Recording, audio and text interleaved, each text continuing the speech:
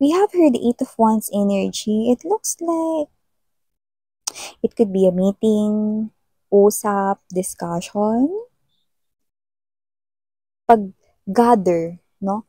Alam mo, I'm picking up more energies. So, more than to ito, ganyan, no? So, parang may nag-gather dito, no, ng mga energies. Yan yung napipick up natin. So, let's see, what is this gather all about? To come up sa isang desisyon. Isang desisyon lang. So, parang klase ng meeting, no, na parang usap-usap tayo, brainstorm, ganun, no. Tapos, parang mag-uusap-usap para makabuo ng iisang layunin, ganyan. Or layunin, lalim. Iisang desisyon. Sa Filipino teacher ko, are you proud of me, ma'am? For today. For today lang. Okay.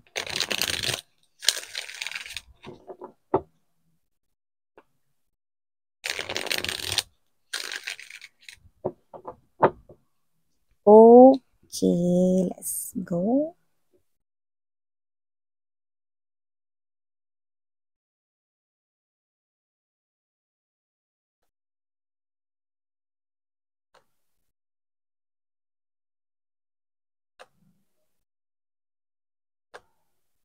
Mhm. Uso pa ba to? Mukha. Kasi nandito sa inyong reading. You know?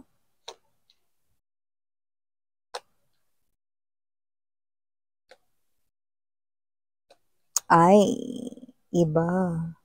I like your energy, ha? Okay. Okay. Okay. Good.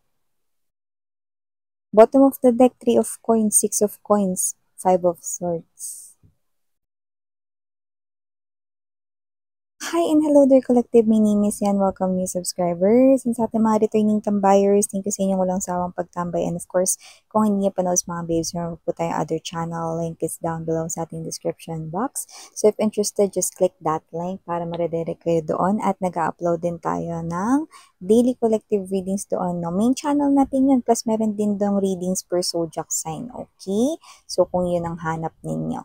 At tandaan nyo, wala tayo ditong gender ba, lalaki, LGBT, lahat welcome. Pwede rin pong i-switch yung mga roles dahil possible talaga magkapalit-palit kasi general reading ito. And at the end of the day, lahat ay may free will na free nyong gamitin anytime, anywhere. Timeless din ito. So meaning to say, ito ay nangyari na sa iba sa inyo, sa iba nangyayari na po ngayon, at sa iba ay mangyayari pa lamang, no? But here, nakikita ko, no, na meron ditong energy, no? Kaya sinabi ko, uso pa ba ito?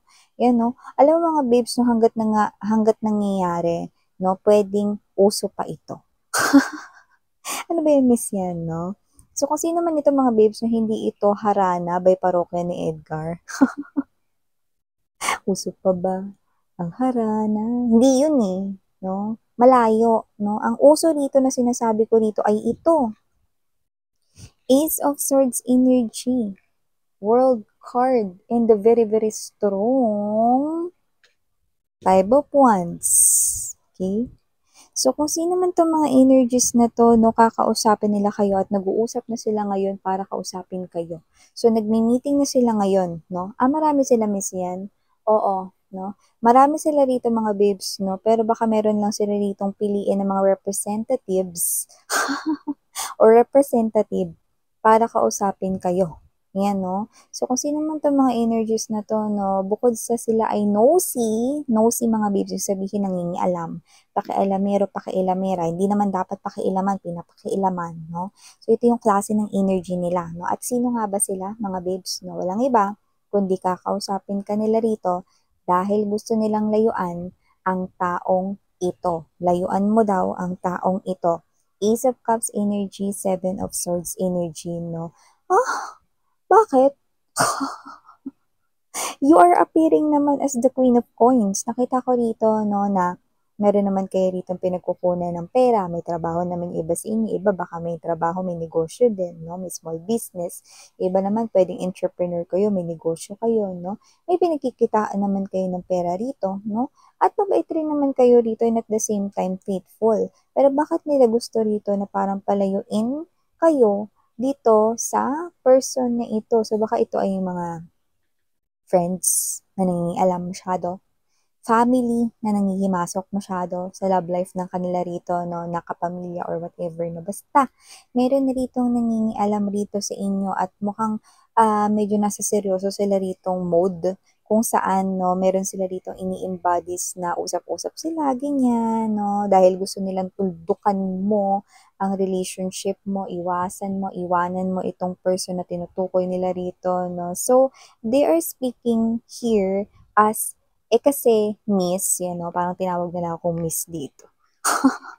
Kasi miss, gusto namin na protektahan dahil sobrang love namin itong pinoprotektahan naming person na 'to. Na bakit?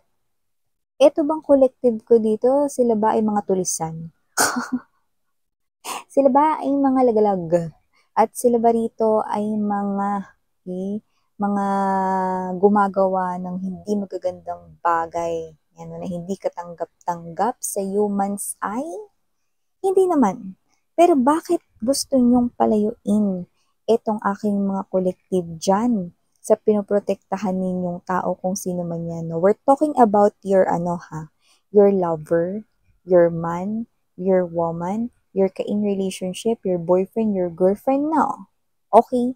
In short, layuan mo kung sino man yung kakonek mo ngayon. Layuan mo kung sino man ngayon yung boyfriend, girlfriend mo. Layuan mo kung sino man ngayon yung someone special sa'yo daw.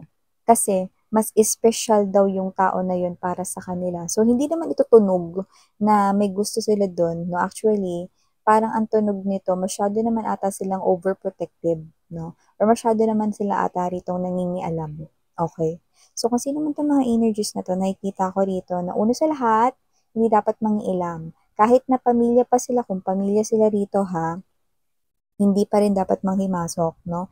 Hindi ibang tao, hindi ang kaibigan, hindi ang pamilya ang pipili ng taong mamahalin. Okay? So, nakita ko dito mga babes, no? Alam mo kasi mga ganyang bagay, hindi iniisip ng mga tao no? Kapag hindi nangyari sa kanila, no? Ganun ang way ng human beings, di ba? Yung pag, ah, pagka sila yung pinakailaman mo, galit na galit sila, di ba? Pero pag sila nangialam sa buhay ng iba, carry lang, okay lang, 'di ba? Pero yun yung nakikita natin dito, no? So, ito ay lumalabas na parang, hindi mo kasi kami maiintindihan, miss, kasi wala ka naman sa posisyon namin. Yeah, I know, kailangan talaga ilagay ang shoes sa bawat situation, no, ng every person na gusto nating makita kung ano ba yung pinanghuhugutan or pinanggagalingan ng kanilang bawat salita at bawat aksyon. Pero kasi dito, it's too much pangingialam. Masyadong nangingialam. Todo-todo nangingialam, no? To the point na, wala na sa lugar. Yun yung lumalabas dito. So, itong mga ito, madami sila rito. Pero ang maaaring kumausap sa'yo ay isang tao lang. Kumbaga parang may pipiliin lang sila, o sige, ikaw na magsabi kay collective, yun ang sinasabi rito. No? Kaya nga sinabi ko sa inyo, representative, no? So may, may tagapagsabi. So, ganun yung energy. So, yung iba naman, mga babes, no, pwedeng sila mismo kausapin ka, like madami sila. Okay? Pero yun nga, no, gusto nila layuan mo ito. No? So, hindi talaga rito maunawa ang dahilan. Hindi ka daw kasi nababagay. Yan, no? May ganun eh. Alam mo, parang masyadong, ang tawag nito, masyado nilang nilalagay kung sino man itong lover mo, no, sa high pedestal, to the point na walang ibang pwedeng tao na pwedeng mag-match sa kanyang energy, walang ibang taong pwedeng pumantay or bumagay sa kanya. No? Parang ang dating is parang kahit na, alam mo yung pang Queen Elizabeth yung datingan nung dapat na maging ka-love life ng person na tinutukoy nila, no? Or parang dapat a queen, a king, no? Yung dapat ay nababagay para sa kanila. Ganon kataas, no? Binigyan ko lang kayo ng example para makita niyo ibig kong sabihin, no? So, nakita ko rito mga babes, so, pag ganyan ang pamantayan rito ng pamilya niya man yan, kung pamilya niya yan, kamag-anak, no, baka hindi na to makapag-asawa. Masyado sila ritong nangingialam, 'di ba? So, may mga gano'ng klase ng energies, 'no? So, parang hindi daw kayo nababagay dun sa person mo ngayon, kasi ganito, ganyan, 'no? So, ang gusto nila yung ano din, yung kung paano nila nakikita yung taong ito na lover mo, okay, dapat ganun din nila makita yung magiging kapareha or yung kapareha niya. Well, sad to say, hindi nila nakikita yun sa'yo. Kahit na nakikita ko dito, no, na ikaw ay maalaga naman, wife potential naman, husband potential naman mga katangian mo, mabait ka din naman, faithful ka nga, oh. At nakita ko rito may ano ka, permanente ka ring napagkukunan ng pera. So, may stable ka sigurong trabaho or negosyo or baka parehas yon, no? So, nakita ko rito na okay naman, no? At nakikita ko rin dito na nababagay ka naman sa person mo dito, no? Sila lang talaga yung may problema. Pero ang maganda, I love your energy. Kaya nga sabi ko sa inyo kanina, nung lumabas to, Seven of Cups in reverse, Two of Swords, no? Temperance energy, Four of Swords energy. Hindi ko kayo nakitaan ng pag-aalala. Wala rin ako nakitang bahid ng kahit na anong kalungkutan. Like, nakita ko pa nga dito yung, okay lang, miss yan. Ano, sanay na ako sa ganyan. Parang sinabi niyo sa akin na marami na akong teleserye, marami na ako napanood na K-drama series, C-series, no? At kahit ano pang mga movies na related dito, sanay na ako dyan. Alam na alam ko na yan. Yan, no? So, parang kalma lang kayo. Hindi kayo masyadong nagpapapatol sa ganitong klase ng issue, no? Pero lumabas pa rin dito. Alam nyo kaya pala sila triggered eh. Kasi ganyan kayo. Wala kayong pakialam, no? Which is, good job. Very good, very good, no? So, nakita ko rito, no, na parang kayo ito na okay lang miss yan kasi kahit ano namang gawin nila, hindi naman nila mababago yung pagtingin ng person ko sa akin. Dahil mahal pa rin ako ng person ko. Ayan, no? At alam ko yung person ko, alam ko yung feelings niya, alam ko yung emotions niya, alam ko yung mga actions niya, alam ko yung mga plano niya. So, hindi ako para maapektuhan dito. At saka besides, yan no, taray, gumamit ng salitang besides. At saka, yan no, pagdating ng tamang panahon, kami pa rin naman ang person ko ang magsasama sa loob ng isang bahay, kami pa rin naman ang magiging companions for life, no? In this lifetime period, yan no. So wala rin naman silang magagawa doon, yan no. Well, tama ka. No? I'm glad na matured yung mga collective people ko na nahagip ko dito. You know? Very good. Kaya nakita ko dito na parang, sige, hayaan mo lang sila dyan, miss yan. Kasi kahit ano naman din gawin nila, naku, mapapagod lang talaga sila dyan. Kasi wala rin naman silang magagawa. At saka, isa na lang siguro yung pwede kong maibigay sa kanila. Garantiya na hindi ko sasaktan yung person na iniingatan nila. Kasi kung paano nila ingatan yung person na yan, ganun ko siya, mas higit pa dun na iniingatan ko siya. Wow. Very good. So, nakita ko dito that with this 3 of coins energy, 6 of coins right here, 5 of swords, nakita ko dito, no, na ikaw ito, na hindi mo sila papatulan because this is such a waste of your time. This is you na ipagpapatuloy mo lang dito, no, yung pagbibigay ng kung anong binibigay mo na pangangailangan ng person mo, love, time, effort, affection, emotions, lahat na, no? So, ipagpapatuloy mo pa rin ibigay yun at papakita mo sa kanila na hindi lang ito basta casual fling, na hindi rin darating sa punto na iiwanan mo yung person na iniingatan nila kasi iniingatan mo din yan ng kung higit pa dun sa paano nila ingatan yan, 'di ba? So nakita ko dito no, na yung energy mo dito ay talaga naman na parang napaka-matured mo mag-handle ng ganitong situations, no? Alam mo kasi, kaya sinabi kong ganyan, hindi kasi lahat ganyan kagaya mo. Yung iba kasi nagmumukmok sa gilid, umiiyak, tapos sinasabi, ano pang mali sa akin? What's wrong with myself? Yan. Pero ikaw, ay, palabarn. At nakita ko dito mga babes na hindi mo nga to as in iniisip kahit na konting-konti lang. So nakikita ko dito na kalmado ka lang at ikaw lang ito, no, na hinahayaan mo lang itong mga bagay na to, no, hindi dahil sa Yang mga bagay na yan, as in walang katuturan, no?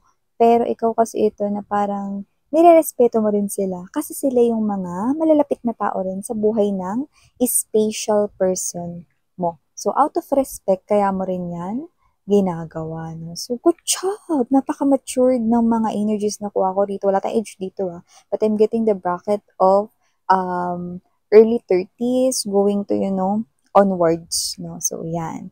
And also, nakita ko rito mga babes, no, na, yeah, hindi pa natin as in matanaw dito yung parang energy na titigil itong mga ito, no, or hindi na itutuloy ang pakikipag-usap sa'yo. Kasi tuloy. Tuloy yan eh, no? So, nakita ko rito na after nilang sabihin yan sa'yo or whatever, no, meron na silang unang parang makukuha na parang reaction here, no, sa'yo.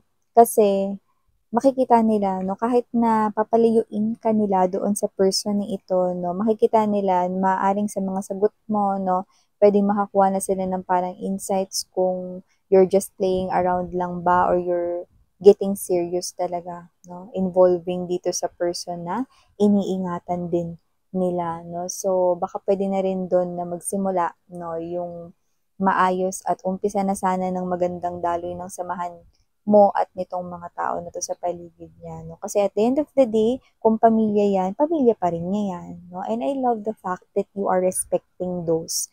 Yung iba puwedeng friends niya 'yun, best friends, mga kababata no, mga nakasama niya kahit bago pa, wala pa ikaw 'no. So nirerespeto mo rin yung mga 'yun 'no. So nakikita ko rito na hindi mo sila papatulan, like hindi mo sila sasaktan physically or by words 'no, verbally or whatever. So nakikita ko rito na pasasaan ba, 'di ba? Makukuha mo rin yung mga loob ng mga 'yan. Pero ito nga 'no, tuloy kung tuloy kakausapin ka pa rin nila dito. Layuan mo, 'yan 'no, may gano'n. So, ito yung mga messages straight here for you guys. Thank you so much again, I'm Yuriana on me, Sarang Love and Light. Annyeong.